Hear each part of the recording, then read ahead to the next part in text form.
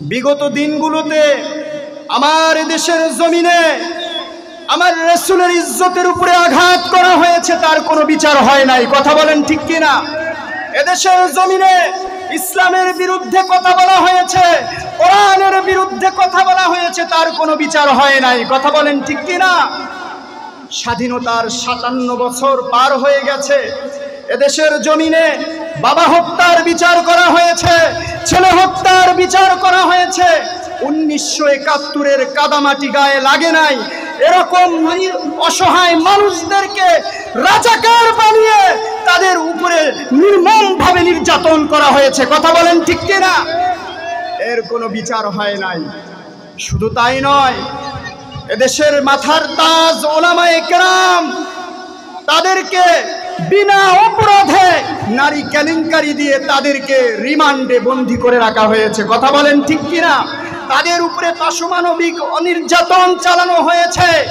এদেশের একজন প্রখ্যাত আলেমে দ্বীন, সমস্ত ওলামায়ে কেরামের মাথার তাজ, কোরআনের পাখি আল্লামা দিলওয়ার হোসেন সাঈদী রাহিমাহুল্লাহকে দীর্ঘ 1 যুগেরও বেশি জেলখানায় বন্দী করে দুনিয়া থেকে বিদায় করা হয়েছে। কথা বলেন ঠিক কিনা? শুধু তাই নয়, এদেশের ওলামায়ে কেরামকে বলা হয়েছে রাজাকার, এদেশের ওলামায়ে কেরামকে বলা হয়েছে জঙ্গি, এদেশের ওলামায়ে কেরামকে বলা হয়েছে সন্ত্রাস। কথা বলেন ঠিক কিনা? কিন্তু দাবার গুটি আজকে পাল্টে গেছে। কথা বলেন ঠিক কিনা? রাজাকার বলার দিন শেষ, কোরআন হাদিসের বাংলাদেশ। কথা বলেন ঠিক কিনা? মুহাম্মদ সে কোন বন্ধু বলো বেশি বিশ্বস্ত, কার কাছে মন খুলে দেয়া যায়, কার কাছে সব কথা বলা যায়, হওয়া যায় বেশি আশ্বস্ত, তার নাম আহমদ বেশি বিশ্বস্ত। সে কোন বন্ধু বলো বেশি বিশ্বস্ত, কার কাছে মন খুলে দেয়া যায়, কার কাছে সব কথা বলা যায়, হওয়া যায় বেশি আশ্বস্ত, তার নাম আহমদ বেশি বিশ্বস্ত, তার নাম আহমদ বেশি বিশ্বস্ত। আমরা রাসূলকে ভালোবাসি কে কে? একটু হাত তুলিয়ে দেখাই। আমরা সবাই রাসূলকে ভালোবাসি কি বাসি না? কথা বলেন। আমরা আমাদের নবীকে, আমাদের রাসূলকে আমরা জীবনের চাইতেও বেশি ভালোবাসি। কথা বলেন ঠিক কি না? কারণ বিশ্বনবী সাল্লাল্লাহু আলাইহি ওয়াসাল্লাম বলেন, লা ইউমিনু আহাদুকুম হাত্তা আকুনা আহাব্বা ইলাইহি মিন ওয়ালিদিহি ওয়া ওয়ালাদিহি ওয়ান নাসি আজমাইন। আল্লাহু আকবার। নবীজি সাল্লাল্লাহু আলাইহি ওয়াসাল্লাম বলেন, তোমরা যতক্ষণ পর্যন্ত তোমাদের পিতামাতা, দাদা দাদি, নানা নানি, স্ত্রী, বিবি, বাল বাচ্চা, দুনিয়ার সমস্ত পার্থিব জাগতিক সম্পদের চাইতে আমি নবীকে যতক্ষণ পর্যন্ত বেশি ভালো না বাসবা, ততক্ষণ পর্যন্ত তোমরা কেউ খাঁটি ঈমানদার হতে পারবে না। যতক্ষণ পর্যন্ত আমাকে ভালো না বাসবা, বেশি সব চাইতে, দুনিয়ার ধন সম্পদ, তোমার বিবি, বাল বাচ্চা, সব কিছুর চাইতে আমাকে যতক্ষণ বেশি না ভালোবাসবা, তোমরা খাঁটি ঈমানদার হতে পারবা না। এজন্যে আমরা মুসলমান, আমরা ঈমানদার, আমরা আমাদের রাসূলকে আমাদের কলিজার চাইতেও বেশি ভালোবাসি। কথা বলেন ঠিক কিনা?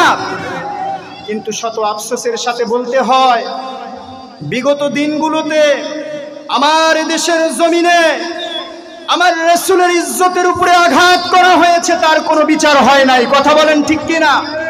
এদেশের জমিনে ইসলামের বিরুদ্ধে কথা বলা হয়েছে, কোরআনের বিরুদ্ধে কথা বলা হয়েছে, তার কোনো বিচার হয় নাই। কথা বলেন ঠিক কিনা?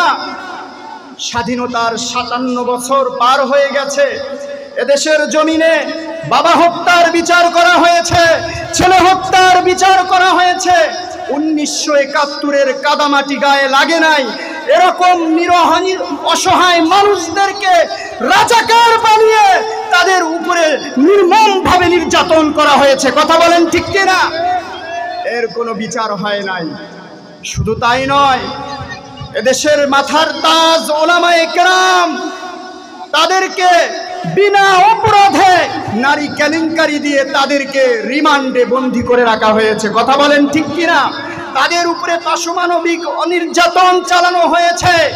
এদেশের একজন প্রখ্যাত আলেমে দ্বীন, সমস্ত ওলামায়ে কেরামের মাথার তাজ, কোরআনের পাখি আল্লামা দিলাওয়ার হুসাইন সাইদি রহিমাহুল্লাহকে দীর্ঘ 1 যুগেরও বেশি জেলখানায় বন্দী করে দুনিয়া থেকে বিদায় করা হয়েছে। কথা বলেন ঠিক কিনা?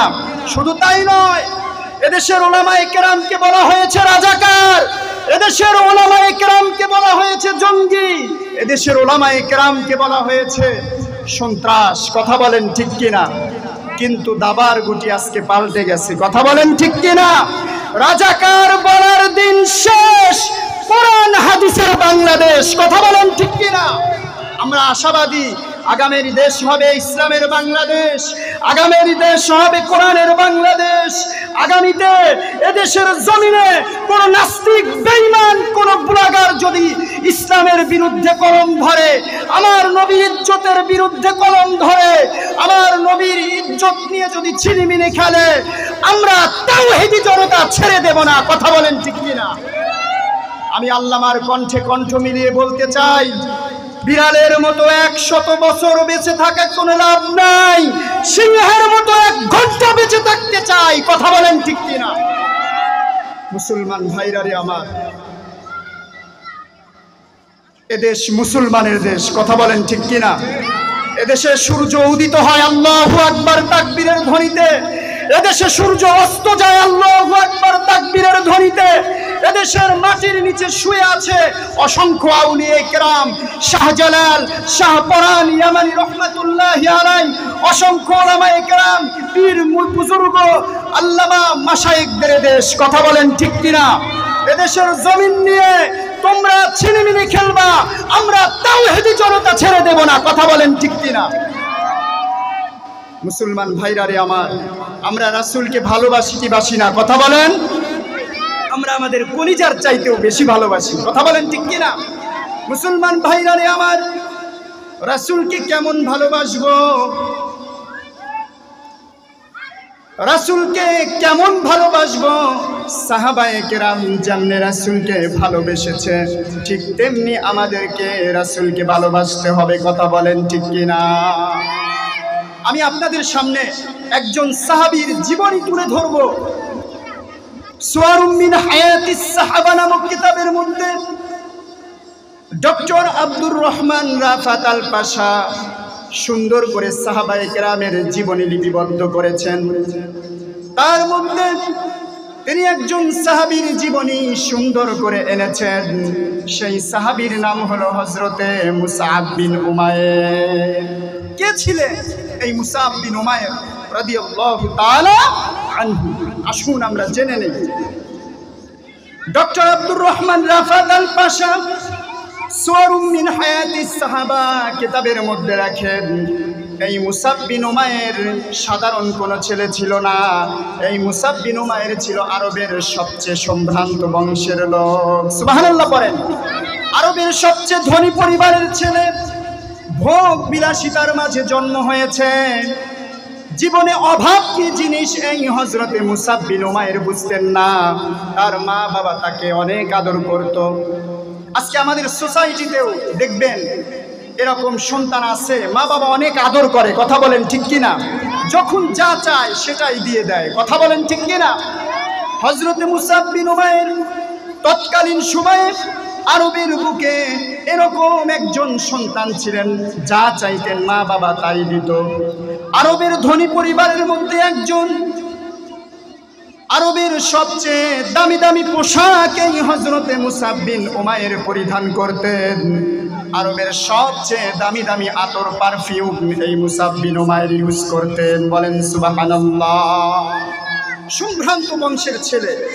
শুধু তাই নয়, এই মুসআব বিন উমাইর তৎকালীন সময়ে আরবের সবচেয়ে স্মার্ট এবং সবচেয়ে সুদর্শন যুবক ছিল।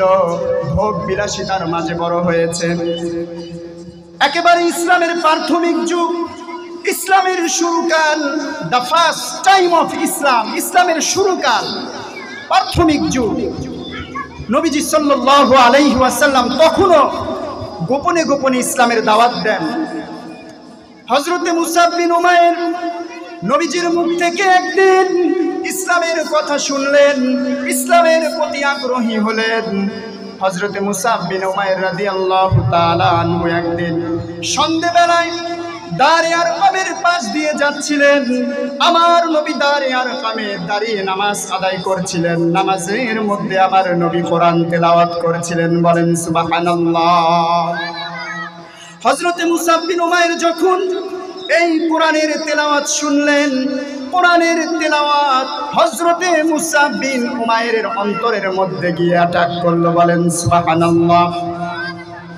কোরআনের আওয়াজ যখন শুনলেন, হযরতে মুসআব বিন উমাইর রাদিয়াল্লাহু তাআলা আনহুর অন্তরটা প্রশস্ত হয়ে গেল, ইসলামের জন্য উন্মোচিত হয়ে গেল। আল্লাহ রাব্বুল আলামিন বলেন, ইন্নামাল মুমিনুনা আল্লাযীনা ইযা যুকিরাল্লাহু ওয়াজিলাত কুলুবুহুম ওয়া ইযা তুলিয়াত আলাইহিম আয়াতুহু সাদাতুহুম ঈমানা ওয়া আলা রাব্বিহিম ইয়াতাওয়াক্কালুন। পড়েন আল্লাহু আকবার। ওয়া ইযা তুলিয়াত আলাইহিম আয়াতুহু সাদাতুহুম ঈমানা। কোরআনের আওয়াজ যদি কেউ শোনে, এই কোরআনের তেলাওয়াত যেই শুনবে, তার ঈমানটা বৃদ্ধি পেতে থাকবে, তার অন্তরটা ভূমিকম্প তৈরি হয়ে যাবে। হযরত মুসআব বিন উমাইর যখন এই কোরআনের তেলাওয়াত শুনলেন, তার অন্তরের ভিতরে ভূমিকম্প তৈরি হয়ে গেল, অন্তরটা ইসলামের জন্য খুলে গেল। হযরত মুসআব বিন উমাইর রাদিয়াল্লাহু তাআলা আনহু আমার নবীকে ডাক দিয়ে বললেন, ইয়া রাসূলুল্লাহ, ইয়া হাবিবাল্লাহ, আর দেরি করতে চাই না, আমাকে কালেমা পড়ায়া মুসলমান বানায়া দেন। সুবহানাল্লাহ। পড়ে হযরত মুসআব বিন উমাইর কালেমা পড়ে মুসলমান হয়ে গেলেন। একেবারে ইসলামের শুরুকাল। নবীজি তখনও গোপনে গোপনে ইসলামের দাওয়াত দেয়। হযরত মুসআব বিন উমাইর প্রাথমিকভাবে তার ইসলাম গ্রহণের বিষয়টা গোপন রাখতে চাইলেন, কারণ তার মা হুনাস বিনতে মালিক সে ছিল অত্যন্ত রাগী মানুষ, অত্যন্ত বদমেজাজি মানুষ। সে চাচ্ছিলেন না মায়ের সাথে ঝগড়া বিবাদ হোক। হযরতে মুসআব বিন উমাইর তার ইসলামের কথাটা গোপন রাখলেন, কিন্তু বেশি দিন গোপন রাখতে পারলেন না। একদিন সন্ধ্যাবেলায় খানায়ে কাবার সামনে হযরতে মুসআব বিন উমাইর রাদিয়াল্লাহু তাআলা আনহু তিনি নামাজ আদায় করছিলেন। কাফেরদের মধ্য থেকে একজন দেখে ফেললেন, চলে গেলেন তার মায়ের কাছে।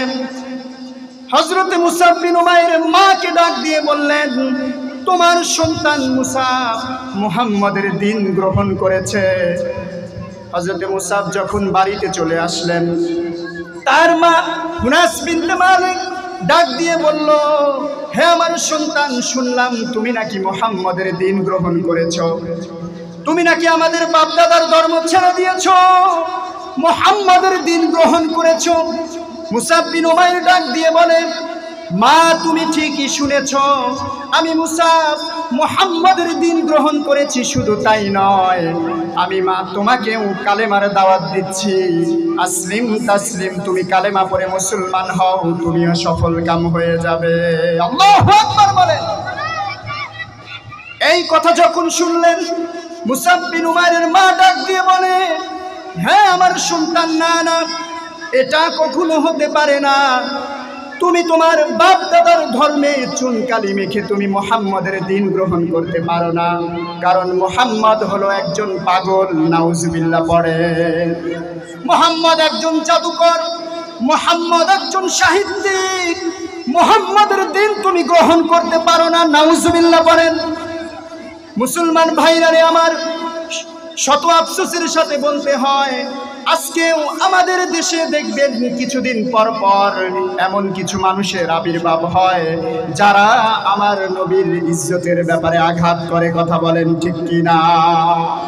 যারা আমার রাসূলকে নিয়ে কটূক্তি করে, আমার নবীর ইজ্জতের ব্যাপারে আঘাত করে, তাদের সবচেয়ে ছোট পরিচয় হলো তারা পিতৃ পরিচয়হীন। কথা বলেন ঠিক কিনা? এটা আমার কথা নয়, আল্লাহ তাআলা কোরআনের মধ্যেই বলে দেন, উতুল্লিম বাদা যালিকা সানিম। আল্লাহু আকবার বলেন। কারণ আমার নবী হলেন রাহমাতাল লিল আলামিন। কথা বলেন ঠিক কিনা? আল্লাহ রাব্বুল আলামিন বলেন, ওয়ামা আরসালনাকা ইল্লা রাহমাতাল লিল আলামিন। আল্লাহু আকবার বলেন। আমি আমার রাসূলকে, আমি আমার হাবিবকে গোটা বিশ্ব জাহানের জন্য রহমত বানিয়েছি। আল্লাহু আকবার। আমার নবী হলেন রাহমাতুল লিল আলামিন। মুসাব বিন উমাইরের মা হুনাস বিনতে মালিক ডাক দিয়ে বলে, হে আমার সন্তান মুসাব, তুমি মুহাম্মাদের দ্বীন ছেড়ে দাও, না হয় তোমার উপরে কিন্তু কঠিন নির্যাতন শুরু হয়ে যাবে। মুসাব বিন উমাইর ডাক দিয়ে বলে, মা, আমি জেনে শুনে মুহাম্মাদের দ্বীন গ্রহণ করেছি, ইসলাম গ্রহণ করেছি। আমি বুঝে শুনে সত্য দ্বীন গ্রহণ করেছি। দেহের এক ফোঁটা, এক বিন্দু রক্ত থাকতে আমি ইসলাম ছাড়তে পারবো না।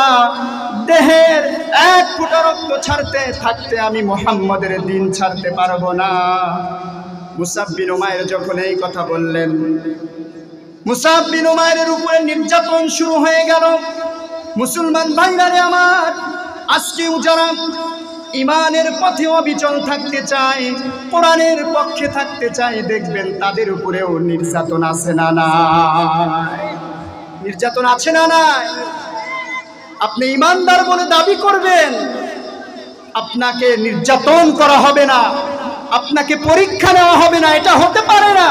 আল্লাহ রাব্বুল আলামিন বলেন, আহাসিবান নাসু আইয়ুতরাকু আইয়াকুলু আমান্না ওয়া হুম লা ইউফতানুন। আল্লাহু আকবার।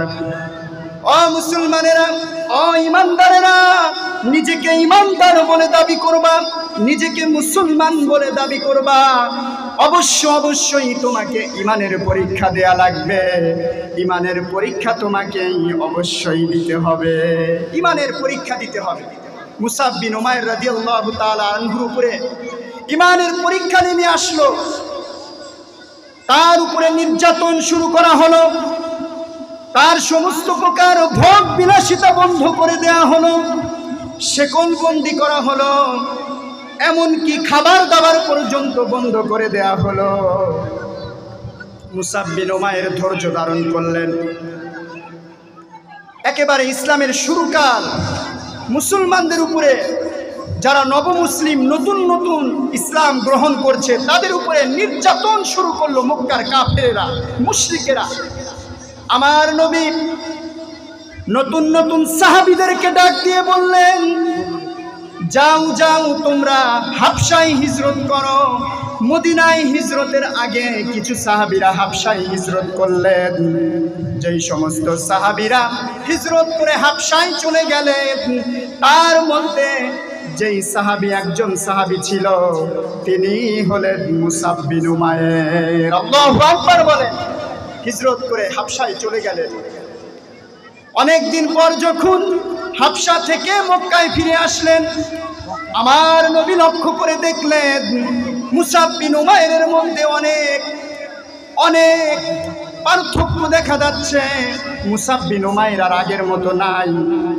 একটা মোটা চামড়ার পোশাক পরে মুসাব বিন উমাইর মরুভূমির রৌদ্রের মধ্যে কাজ করছে। আল্লাহু আকবার বলে। আমার নবী সাহাবীদেরকে ডাক দিলেন, ও আমার সাহাবীরা, দেখো এই সেই মুসাব বিন উমাইর যে আরবের সবচেয়ে সম্ভ্রান্ত বংশে জন্মগ্রহণ করেছে, আরবের সবচেয়ে ধনী পরিবারে যার জন্ম, ভোগ বিলাসিতার মাঝে বড় হয়েছে, আজকে আল্লাহ এবং তার রাসূলকে সন্তুষ্ট করতে গিয়ে সে তার সমস্ত ভোগ বিলাসিতাকে বর্জন করেছে। আল্লাহু আকবার বলেন, সব কিছু বর্জন করেছে। মুসলমান ভাইরা রে আমার, মদিনায় হিজরতের পূর্বে মদিনার কিছু মানুষ আমার রাসূলের কাছে এসে ইসলাম গ্রহণ করল এবং তারা আমার নবীকে ডাক দিয়ে বলল, ইয়া রাসূলুল্লাহ, ইয়া হাবিবাল্লাহ, আমরা তো মদিনার মানুষ, আপনার কাছে ইসলাম গ্রহণ করলাম, ঈমান গ্রহণ করলাম, আপনি আপনার পক্ষ থেকে এমন একজনকে আমাদের মদিনায় পাঠান যে আমাদেরকে কোরআন শিখাবে, ইসলাম শিখাবে, আমাদের সন্তানদেরকে কোরআন শিখাবে, ইসলাম শিখাবে। মুসলমান ভাইরা রে আমার, গভীর মনোযোগ দিয়ে শুনবেন। ওই সময় অনেক বড় বড় সাহাবীরা মওজুদ থাকা সত্ত্বেও আল্লাহর রাসূল সাল্লাল্লাহু আলাইহি ওয়াসাল্লাম যেই সাহাবীকে নির্বাচিত করলেন সে আর কেউ নয়, তিনিই ছিলেন হযরতে মুসাব বিন উমাইর। আল্লাহু আকবার বলেন। আল্লাহর নবী ডাক দিয়ে বললেন, হে মুসা, তুমি আমার পক্ষ থেকে ইসলামের দূত হিসাবে মদিনায় যাবে, মদিনার লোকদেরকে কোরআন শিখাবে, ইসলাম শিখাবে, গোটা মদিনাকে তুমি ইসলামের জন্য প্রস্তুত করবে। মুসাব বিন উমাইর বললেন, লাব্বাইক ইয়া রাসূলুল্লাহ, আপনি যেটা আদেশ দিবেন আমি মানতে রাজি আছি। হযরতে মুসাব বিন উমাইর রাদিয়াল্লাহু তাআলা আনহু আমার নবীর আদেশে মদিনায় চলে গেলেন। কিতাবের মধ্যে লেখে, ইতিহাসের কিতাবের মধ্যে লেখে, ইসলামের ইতিহাসে সর্বপ্রথম দূত হিসাবে যিনি নবীজির পক্ষ থেকে যান তিনিই হলেন হযরতে মুসাব বিন উমাইর। আল্লাহু আকবার বলেন।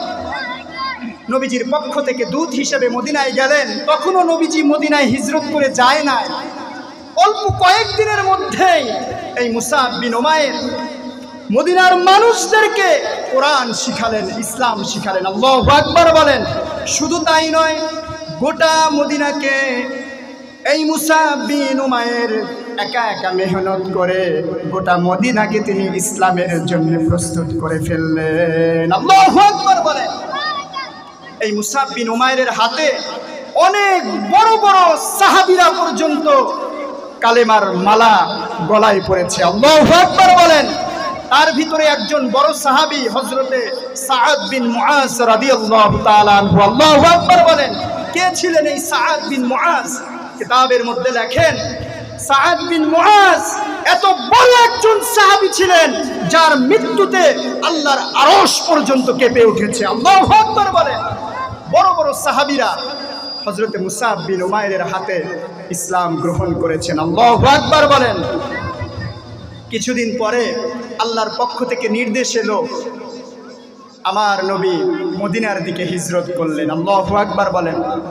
আরে ভাই, ইসলাম এমনি এমনি আসে নাই। এই ইসলাম আমরা এমনি পাই নাই। এই ইসলামের জন্যে আমার নবীকে তায়েফের ময়দানে রক্তাক্ত হতে হয়েছে। কথা বলেন ঠিক কিনা? তায়েফবাসীরা আমার নবীকে মেরে পিটিয়ে গোটা শরীরটা রক্তে রঞ্জিত করে দিয়েছে। কথা বলেন ঠিক কিনা? আমার নবী উহুদের ময়দানে দান মুবারক শহীদ হয়েছে। শুধু তাই নয়, লক্ষাধিক সাহাবী তাদের বুকের তাজা রক্ত দিয়ে যখন এই জমিনে ঢেলে দিয়েছে, তারপরে ইসলাম ধীরে ধীরে আমাদের পর্যন্ত এসেছে। কথা বলেন ঠিক কিনা? ইসলাম এমনি আসে নাই। আমরা তো নিজের চোখেই দেখলাম, এদেশ থেকে জালেম এমনি দূর হয় নাই। কথা বলেন ঠিক কিনা? জালেম এমনি দূর হয় নাই।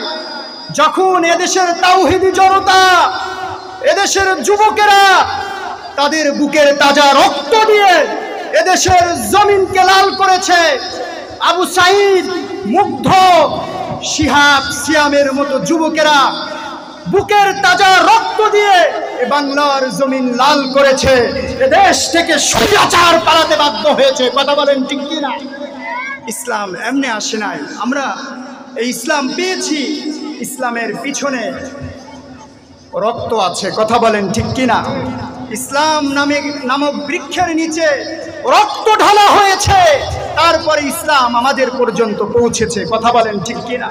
মুসলমান ভাইরা রে আমার, আমি যেই কথা বলতেছিলাম, হযরতে মুসাব বিন উমাইর রাদিয়াল্লাহু তাআলা আনহু, তিনি অল্প দিন মেহনত করে গোটা মদিনাকে ইসলামের জন্য প্রস্তুত করে ফেললেন। পরেন আল্লাহু আকবার। নবীজি সাল্লাল্লাহু আলাইহি ওয়াসাল্লাম হিজরত করে মদিনায় আসলেন। মদিনায় আসার পরে দ্বিতীয় হিজরিতে বদরের যুদ্ধ হলো। বদরের যুদ্ধে গুটি কয়েক মুসলিম কাফেরদের বিরুদ্ধে লড়লেন। ইসলামের ইতিহাসে সবচেয়ে প্রথম যুদ্ধ, সবচেয়ে প্রথম লড়াই। মুসলমানদের সংখ্যা ছিল মাত্র 313 জন, কাফেরদের সংখ্যা ছিল 1000। মুসলমানদের কাছে কোনো অস্ত্র ছিল না, নিরস্ত্র ক্ষুধার্ত মুসলমানেরা 313 জন মুসলমানেরা যখন আল্লাহর উপর তাওয়াক্কুল করে, আল্লাহর উপর ভরসা করে 1000 কাফের বাহিনীর বিরুদ্ধে যখন লড়লেন, আল্লাহ তাআলা আসমান থেকে সাহায্য পাঠালেন, মুসলমানদের বিজয় আসলো। পড়েন আল্লাহু আকবার। ওয়ালাকাদ নাসারাকুমুল্লাহু বিবাদরি ওয়া আনতুম আযিল্লা।